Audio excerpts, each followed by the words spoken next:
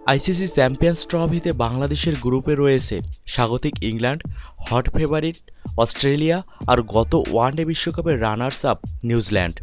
রীতিমতো মৃত্যুকূপ।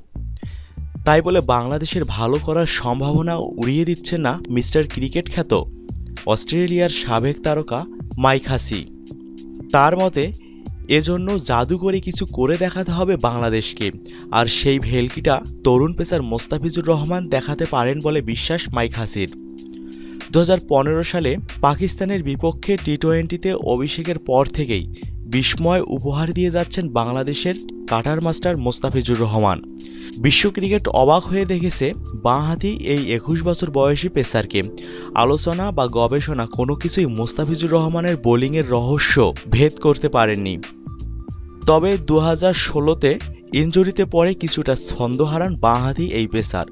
চোট কাটিয়ে ফিরে মোস্তাফিজ আগের সেই ধার না ফিরে পেলেও মাইক হাসির কাছে বাংলাদেশের এক্স ফ্যাক্টর সাতক্ষীরার এই তরুণ পেসার। চ্যাম্পিয়ন্স ট্রফিতে 8 দলের শক্তি, দুর্বলতা ও সম্ভাবনা নিয়ে বিশেষ প্রতিবেদন প্রকাশ করেছে ক্রিকেট অস্ট্রেলিয়ার অফিসিয়াল ওয়েবসাইট। সেখানেই মোস্তাফিজকে এক্স ফ্যাক্টর বলে অবহিত করেছেন মাইক হাসি। তিনি বলেন, বাংলাদেশের এক্স ফ্যাক্টর মোস্তাফিজুর রহমান। গত বছর চোটের সঙ্গে লড়াই করেছে ও, কিন্তু যদি পুরো ফিট হয়ে ওঠে তাহলে বাংলাদেশের জন্য বিশাল সম্পদ হয়ে উঠতে পারে মোস্তাফিজ।